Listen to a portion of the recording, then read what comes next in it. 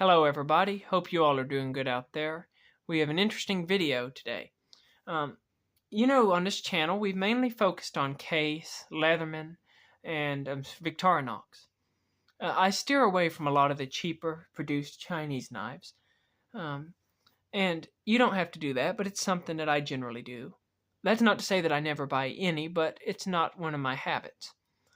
One thing I do enjoy, though, is traditional knives from different regions. Like the Case Trapper is American through and through. The 54 pattern. To me, it's just an American knife.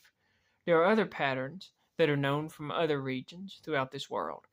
Here recently, I got that Czech Republic Mikov Rebecca fish knife, and I really, really like that little knife. I think it's very interesting. And so I was wanting to try some unique knives from Europe specifically that are affordable. And again, I was looking for unique. And so that leads us to this brand right here. I've got two of these knives in all to try them out, see what I think of them. They're very different. But we're going to deal with this one first, then we're going to deal with the other one. I plan to put these different knives that we are going to have in this series through some different tests. We're going to test the steel, we're going to test the ergonomics, the styling, the build quality, all this different stuff, and compare them to Cases, and Victorinoxes, and Leathermans, and so on. So let's take a look at this one. Now I did pull this out of the box and take a quick look at it, but I didn't look at it long. I put it back in the box and I've come to do this video here.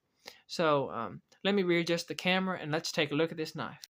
Now Joker is a company that's makes their knives in Spain. And so they make some traditional Spanish knives, and these are pretty affordable. This one right here comes in at around, I either paid 11 or 12 for it. But let's take a look at this because it's pretty interesting. Now they have on the back here Nuevo. Now both of them I got are different models and they both say Nuevo. I don't speak Spanish. Can y'all tell me what Nuevo means? I guess that's how you say that. But the model number on this is 108A. They also have a white handled version of this knife. This one is going to be a black handled version. So let's slide it out of here. First off, let's take a look at this information card. Here it is. That side's all in. Wait, it says this is a piece. This piece is handmade in Spain with top quality materials. We're going to test that out.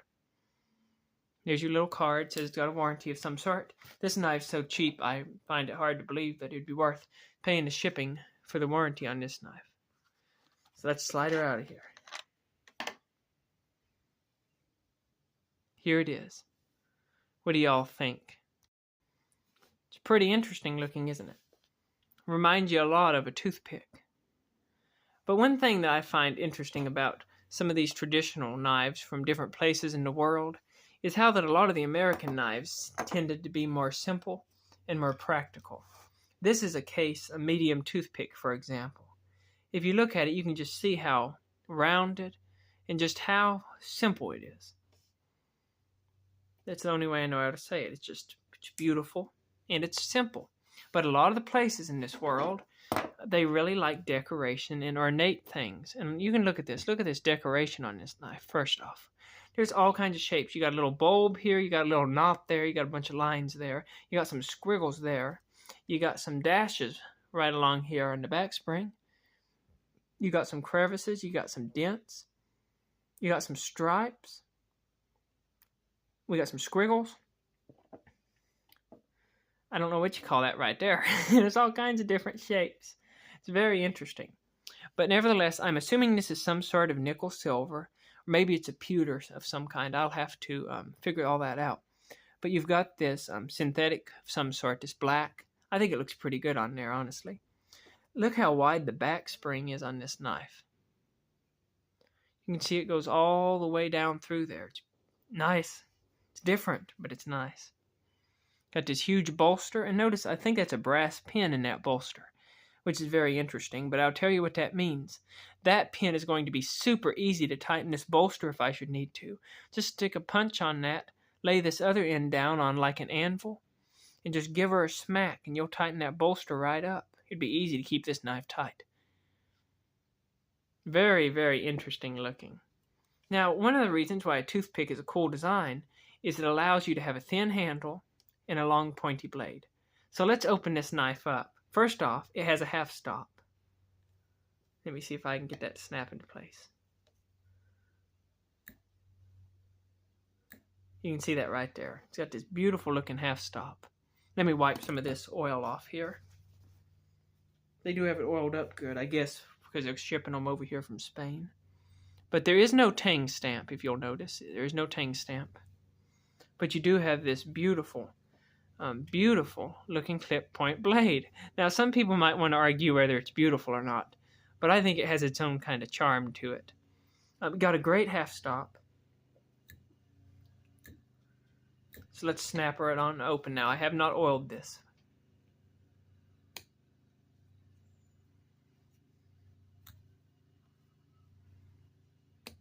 There we go.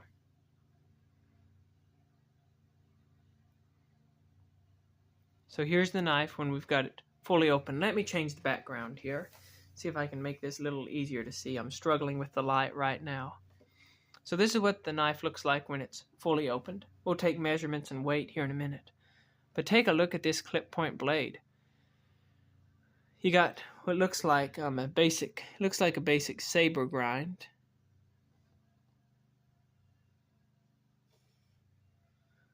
So that's kind of interesting. You got a basic saber grind.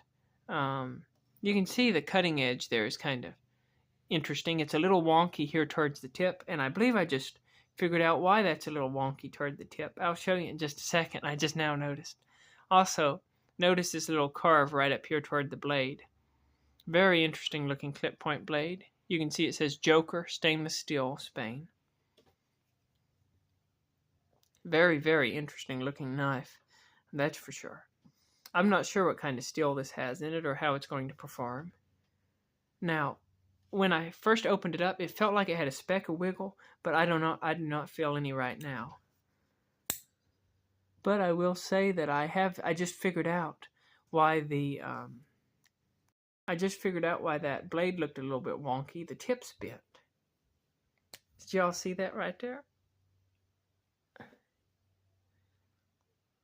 Can you see that bend in that tip? Oh. Let me set it up against something straight. That should help us see the bend. It's going to be hard to get on camera there. But no, the tip's bent on this thing. See that? That's pretty wild. I wonder how they did that. May have to smack it with a hammer to straighten that tip out a little bit. That's wild. I wonder how they managed to bend the tip like that. You can see it bent right there. So that's kind of interesting. I'll have to straighten that bent tip out. Let's take some weight and some measurements. It is right at 5 inches long, it looks like to me. And the cutting edge itself is 3.5 inches long. 3.5 cutting inch on the edge, and you got around a 5-inch handle on it.